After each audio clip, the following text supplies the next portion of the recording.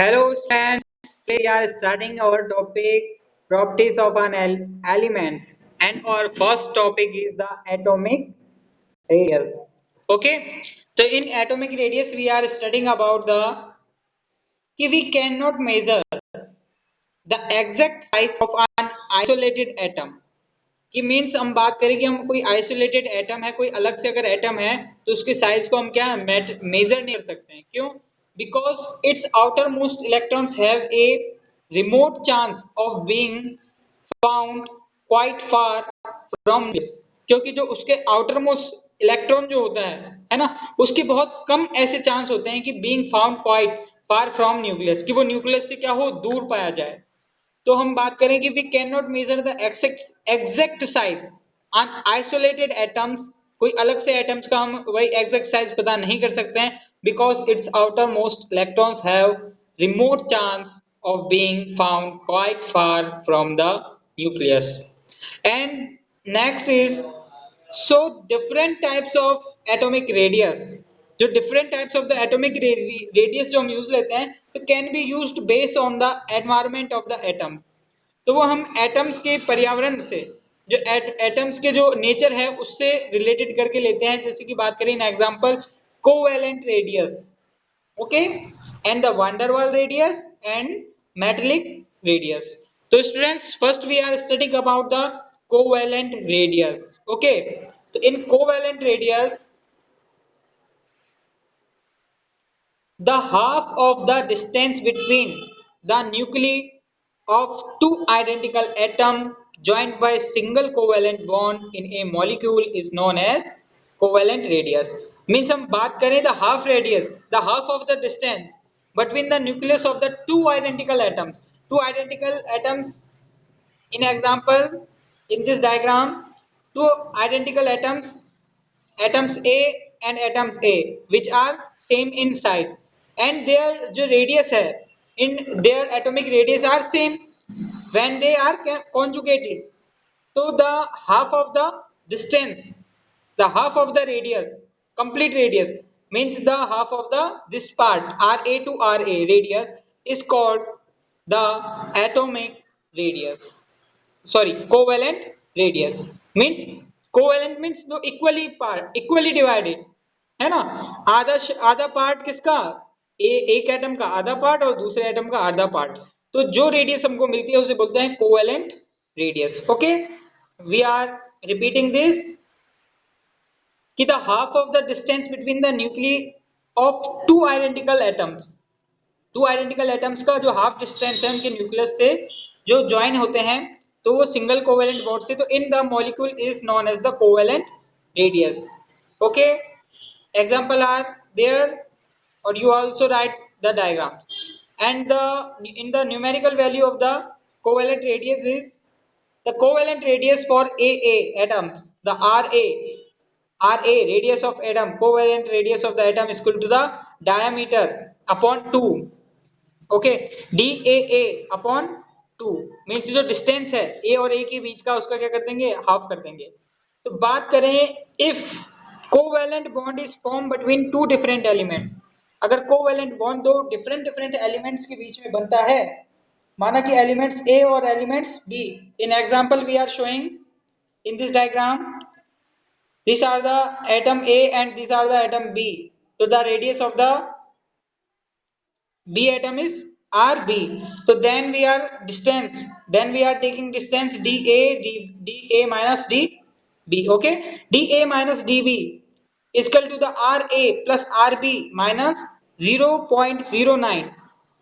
Okay, 0.09 bracket में XA minus XB. So these are the functional numericals value for the different types of the elements when different types of the elements are conjugated each other. तो where XA and XB are the electronegative of, जो electronegativity है किसकी, A atoms और B atoms. Okay, तो ये हो गया हमारा covalent radius. Okay, and the next is the van der Waal radius. Okay, next we are discussing about the van der Waal radius. तो what are the van der Waal radius, we are showing in this diagram कि when it is half of the internuclear distance, what is the inter nuclear distance? Means हम बात करें कि जो inter nuclear distance होता है between two एडजेस्टेंट atom, दो adjust जो एटम होते हैं जो इनके बीच का जो इंटर न्यूक्लियर है ना, इंटर न्यूक्लियर जैसे बात करें ये दोनों एटम क्या है, अटैच हैं, तो इनका जो न्यूक्लियस है, जैसे ये वाला न्यूक्लियस है, ये न्यूक्लियस और ये न्यूक्लियस, इन दोनों के बीच का, देखो मैं यहाँ लेता हूँ, एक तो ये न्यूक्लियस और एक ये न्यूक्लियस, तो इन दोनों के बीच का जो हाफ डिस्टेंस है इंटर न्यूक्लियर, है ना, तो दो अलग अलग जो A2 और A2 ये दोनों एक जैसे हैं, तो इनके बीच का जो न्यूक्लियस का जो डिफरेंस है, the half of the inter nuclear distance between the adjust atom of the two neighbouring molecules in the solid state. जो सॉलिड स्टेट में दो न्यूक्लियर जो बात करें इंटर न्यूक्लियर डिस्टेंस जो होता है उसका हाफ, तो वो क्या होता है, that is the call van der Waal radius. Okay, this is the diagram of the van der Waal radius, and our next example is the metallic radius. Okay, तो what is the metallic radius we are define, इसे जो metallic radius are also known as the crystal radius. Okay, so now we are studying metallic radius, so it is the one half of the distance, one half of the distance between the nuclei of two adjacent metal atom, means two metals atom, the half distance between the two metal atoms is called the metallic crystal. In the metallic crystal lactic, lactic क्या होता है, लैक्टिक्स में हम बात करें जैसे जो एक एलिमेंट्स का जो जैसे एक चौक का डिब्बा होता है उसके किनारों हम इस तरीके से अगर सिचुएटेड कर दें,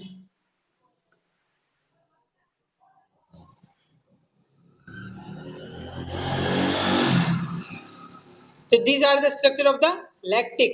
Okay, the metals atom are the conjugated each other, so in the crystal lactic the difference, the half, one half of the distance between the nucleus of the two adjacent metal atoms in the metallic crystal lactic are the called the metallic radius.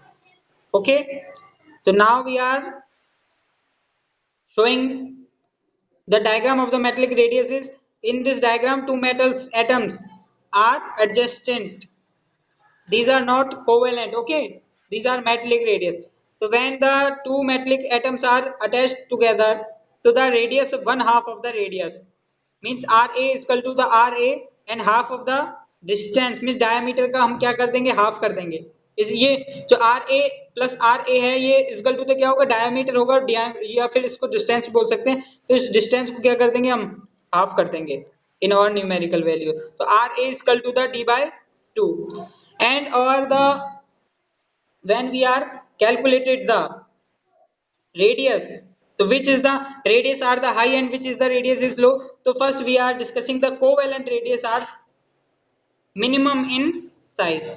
Okay, and the bigger is bigger as compared to the covalent radius is R metallic, so R metallic radius are the bigger than the covalent radius, and the van der Waal radius are bigger than the metallic and the covalent radius. Okay, अब now we are studying about the variation of atomic radius in the periodic table. Okay, so what is the variation of the atomic radius in the periodic table is the variation along a period. The first topic is the variation along a period. Okay,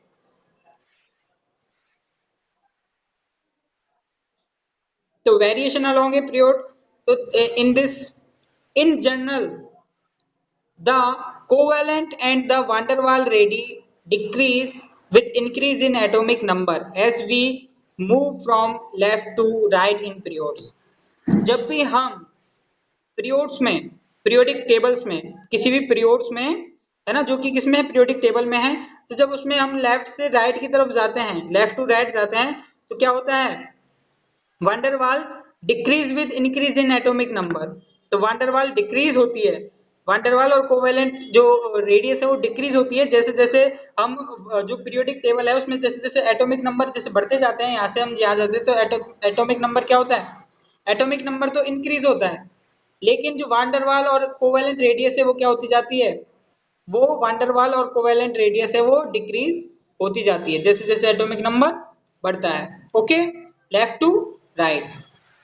अब ना next topic is the atomic radii, है ना। अब बात करें atomic ready क्या होता है, एटॉमिक रेडी के और भी पॉइंट बात करें, है ना। जैसे बात करें variation along a period, period में कैसा वेरिएशन आता है ये देखिए, इसको आराम से समझना कि पीरियड्स में कैसा वेरिएशन आता है। तो it is because within the periods the outer electrons are in the same valence shell. Means हम बात करें अगर किसी पीरियड्स में जो आउटर इलेक्ट्रॉन्स क्या हो, सेम वैलेंस सेल में हो, तो affective nuclear charge, affective nuclear charge क्या होता है, जैसे जो इलेक्ट्रॉन्स न्यूक्लियस, जो इलेक्ट्रॉन्स पे क्या, जो बाहर के आउटर मोस्ट जो इलेक्ट्रॉन्स रहते हैं उन पे जो अफेक्ट लगाता है उसे क्या कहते हैं, जो खींचता है। न्यूक्लियर न्यूक्लियस बात करें जो इलेक्ट्रॉन्स को जिस फोर्स से, फोर्स ऑफ अट्रैक्शन से क्या करता है, अपनी तरफ अट्रैक्ट करता है, तो उसे अफेक्टिव न्यूक्लियर चार्ज कहते हैं। तो the affective nuclear charge increase, ये क्या होता है, इंक्रीज होता है ना। जब अपन बात करें पीरियड्स में, जब हम कहा जाते हैं जब वैलेंस शेल में जब इलेक्ट्रॉन समान हो, तो as the atomic number increase, जैसे जैसे एटॉमिक नंबर इंक्रीज होगा तो resulting in the increase attraction of the electrons to the nucleus. तो जैसे जैसे एटॉमिक नंबर इंक्रीज होगा तो वैसे वैसे बात करें अट्रैक्शन ऑफ द इलेक्ट्रॉन्स भी क्या होगा, इंक्रीज होता जाएगा। ओके, तो अब बात करें वेरिएशन अलोंग ए ग्रुप, भाई ग्रुप में क्या वेरिएशन आएगा। तो बात करें कि भाई atomic radius in a group increase, जैसे जैसे एटॉमिक रेडियस क्या होती है, जैसे जैसे ग्रुप बढ़ते जाते हैं, है ना, तो इंक्रीज ग्रुप में एटॉमिक नंबर इंक्रीज होता है तो वैसे वैसे एटॉमिक जो रेडियस है वो भी इंक्रीज होती जाती है। क्यों, because it is because with the group, क्योंकि एक एक ग्रुप में क्या होता जाता है, द प्रिंसिपल क्वांटम नंबर की जो वैल्यू जो होती है, एन की जो वैल्यू होती है वो भी इंक्रीज होती जाती है। And the valence electrons are further from the nucleus, और जो वैलेंस जो इलेक्ट्रॉन्स होते हैं न्यूक्लियस से दूर जाते जाते हैं। तो जो ग्रुप्स में बात करें तो atomic radius in a group increase as the atomic number increases, जैसे जैसे क्या है ग्रुप में रेडियस, एटॉमिक रेडियस इंक्रीज होती है जैसे जैसे एटॉमिक नंबर इंक्रीज होता है ग्रुप में। तो it is because with the, because within the group, ये ग्रुप में इसलिए होता है क्योंकि the principal quantum number N की वैल्यू इंक्रीज होती जाती है and the valence electrons are further, और वैलेंस जो इलेक्ट्रॉन्स है वो क्या होते जाते हैं, दूर होते जाते हैं न्यूक्लियस से। ओके, एंड और now next topic is the ionic radius. Ionic radius का क्या इफेक्ट पड़ता है कि the removal of the electron, जब इलेक्ट्रॉन्स क्या हो, रिमूव होते हो फ्रॉम एन एटम, किसी एटम से, जब क्या हो इलेक्ट्रॉन्स रिमूव हो in the formation of cation, जब कैटायन का जब फॉर्मेशन करते हैं तो where gain of electron leads to anion, और जो इलेक्ट्रॉन्स हैं वो गेन करके क्या बनाता है, एक एनायन को फॉर्मेशन करता है। जैसे बात करें कोई एटम है तो वो इलेक्ट्रॉन्स को निकाल के, किसका, इलेक्ट्रॉन्स को निकालता है तो इस पे कैटायन का फॉर्मेशन हो जाता है, और जो इलेक्ट्रॉन्स को क्या करता है, ग्रहण करता है तो माइनस पे वो एनायन का फॉर्मेशन कर लेता है। ओके, तो एटॉमिक रेडियस में और आगे बात करते हैं आयनिक रेडियस में, कि इन जनरल बात करें सामान्य तौर पे तो आयनिक रेडियस ऑफ एलिमेंट, जो आयनिक रेडियस है एलिमेंट्स की, exhibit the same trend as the atomic radius, तो वो भी आयनिक रेडियस भी बिल्कुल एटॉमिक रेडियस की तरह चलती है। जैसे हम बात करें एक cation is smaller than the parents atom, जो कैटायन जो होता है वो अपने पेरेंट्स एटम है उससे क्या होता है, छोटा होता है। क्यों, बिकॉज इट फीवर इलेक्ट्रॉन, क्योंकि उसमें क्या है, इलेक्ट्रॉन्स की कमी हो जाती है। तो while the nuclear charge remain the same, और न्यूक्लियर चार्ज तो क्या रहेगा, सेम रहेगा, इलेक्ट्रॉन से तो निकले हैं तो फिर वो ज्यादा इसको क्या करेगा, अट्रैक्ट करेगा। और एनायन की बात करें the size of anion will be larger than the parents atom, जो एनायन का जो साइज होता है वो अपने पेरेंट्स एटम से क्या होता है, ज्यादा होता है। Because the addition of the one or more electrons would be result in increased repulsion among the electrons, the decrease in the effective nuclear charge। क्योंकि बात करें भाई इलेक्ट्रॉन्स अगर ज्यादा होते हैं, बाहर अगर इलेक्ट्रॉन्स ज्यादा हो जाते हैं तो जो न्यूक्लियस है जो उसको ज्यादा अट्रैक्ट नहीं कर पाता है तो रिपल्सन ज्यादा होता है और वो कहाँ पे, बाहर की तरफ चला जाता है। तो जो बात करें ज्यादा बाहर की तरफ चला जाता है तो जो उसका साइज होता है, एटॉमिक रेडियस जो होती है इंक्रीज हो जाती है। इसीलिए तो जो एग्जांपल देते हैं, for example the ionic radius of fluoride F minus is 136 picometre. जो ionic radius of the fluoride वो कितनी है, 136 picometre. Whereas the atomic radius of the fluorine, जबकि फ्लोरीन की एटॉमिक रेडियस तो 64 पिकोमीटर ही है। अब बात करें ऑन द अदर साइड, बात करें other hand the atomic radius of the sodium, जो सोडियम की एटॉमिक रेडियस है वो है 186 पिकोमीटर, लेकिन कंपेयर करें इट्स आयनिक रेडियस से तो 95 picometer of the Na plus, क्योंकि Na प्लस जो एक कैटायन का जो फॉर्मेशन करता है तो उसकी एटॉमिक रेडियस कितनी है Na प्लस, है ना, 95 picometre. Okay okay Tanishka, Kiran, आपको समझ में आया ये? ओके, अब नेक्स्ट और topic is the iso electronic species. Iso electronic species are we are studying about iso electronic species are those, iso electronic species वो होती हैं those which have same number of electrons, जिनमें क्या हो, number of electrons क्या हो, same हो। जैसे for example O2-2 F minus, ठीक है, O2-2, O2-2 मीन्स ऑक्सीजन के पास अगर दो इलेक्ट्रॉन और आ जाएंगे तो वो फ्लोरीन के बराबर क्या होगा, फ्लोरीन के बराबर अपना F माइनस के बराबर, मीन्स वो क्या किसके, अपना ये जो एलिमेंट्स होते हैं ना, नोबल गैसेस, है ना, हीलियम, फिर क्या आता है नियोन, तो वो नियोन के बराबर क्या कर लेता है, अपना जो विन्यास है वो इलेक्ट्रॉन्स का वो प्राप्त कर लेता है। तो F माइनस Na प्लस में बात करें 11, 11 में से एक गया तो 10, तो इस तरीके से जैसे OF2 माइनस और F माइनस, और अगर बात करें Mg प्लस और जो Na प्लस और Mg प्लस 2, तो ये दोनों क्या हैं, have the same number of the electrons, इनमें same number of the electrons कितने हैं, 10 हैं, ठीक है। अब बात करें देयर रेडी, उनकी जो रेडियस है वुड भी क्या हो जाएगी, वुड भी डिफरेंट, उनकी रेडियस है वो डिफरेंट होगी, because of their different nuclear charge, उनका न्यूक्लियर चार्ज डिफरेंट होने के कारण, लेकिन ये क्या है आइसो इलेक्ट्रॉनिक स्पीसीज है, क्योंकि जो नंबर ऑफ द इलेक्ट्रॉन्स है क्या है इनमें सेम है। अब बात करें कि the cation with the greater positive charge, जब जिस कैटायन का क्या होगा पॉजिटिव चार्ज ज्यादा होगा तो विल हैव स्मॉलर रेडियस, तो उनकी रेडियस क्या होगी, कम होगी, because of the greater attraction of the electron, क्योंकि वो क्या करेगा उतना ही ज्यादा इलेक्ट्रॉन्स को अट्रैक्ट करेगा टू द न्यूक्लियस, है ना, न्यूक्लियस से। तो anion with the greater negative charge, जो एनायंस का क्या होगा जितना ज्यादा नेगेटिव चार्ज होगा will have the larger radius, उनकी रेडियस उतनी ही ज्यादा होगी। ओके अब इतनी इनकी ज्यादा क्या होगी, because grating the attraction of the nucleus anion with the greater negative charge will have the larger radius. अब in this case the net repulsion of the electrons will be the outweigh the nuclear charge and the ion will end in size, means हम बातें जो अगर बाहर जो electrons का अगर जो फोर्सेस है वो ज्यादा हो जाएगा तो क्या होगा, न्यूक्लियस उसको फोर्स लगाएगा उस पर, और न्यूक्लियस अगर उस पर फोर्स लगाएगा तो न्यूक्लियस उस पर काबू नहीं कर पाएगा, तो फिर वो क्या हो जाएगा बाहर निकल जाएगा, जो अपना इलेक्ट्रॉन है वो मतलब वो बाहर उसको रिपल करेंगे तो उसकी रेडियस क्या हो जाएगी, इंक्रीज हो जाएगी। तो इसीलिए बात ये है कि Mg+2 इसका क्या है, इसका भाई प्लस पॉजिटिव चार्ज ज्यादा है तो इसके लिए इसकी रेडियस कम होगी, फिर सोडियम है इसकी रेडियस क्या है, इस पे भी पॉजिटिव चार्ज है तो इसकी रेडियस कम होगी, इससे ज्यादा किसकी होगी, नेगेटिव आयन एनायन वाली, और फिर O2-2 है जिसके पास दो इलेक्ट्रॉन एक्स्ट्रा है तो उसमें क्या होगी, उसकी रेडियस ज्यादा होगी। अब बात करें जनरल जो ट्रेंड है एटॉमिक रेडियस का वो क्या है, कि बात करें ग्रुप में जब हम ऊपर से नीचे जाते हैं, ग्रुप में ऊपर से नीचे जाती है इंक्रीज होती है, और जब हम ग्रुप में लेफ्ट से राइट जाते हैं तो जो डिक्रीज होती है एटॉमिक रेडियस डिक्रीज होती है। ओके और ऊपर से जैसे हम जाएंगे तो सबसे छोटी तो हाइड्रोजन की होगी, नीचे जाएंगे तो सबसे किनारे एलिमेंट सबसे ज्यादा एटॉमिक रेडियस होगी। ओके क्लियर, आज का अपना टॉपिक इतना ही था, और इस टॉपिक को बेटा मैं बता रहा हूँ इसको आप अच्छे से माइंड में बिल्कुल सेटअप कर लो, बिल्कुल कि भाई कौन से एटम कहाँ पे जाने पर क्या होता है, अगर आप आज आप इसको अच्छे से सॉल्व कर लोगे तो आप सारे एमसीक्यूज एनसीईआरटी के सॉल्व कर दोगे, अगर ये आज की चीज आपके माइंड में क्लियरली बैठ जाती है। ओके तो इसलिए मैं आज ज्यादा आगे पढ़ा नहीं रहा, इसलिए नहीं पढ़ा रहा क्योंकि आज का टॉपिक आपको अच्छे से क्लियर होना चाहिए। ओके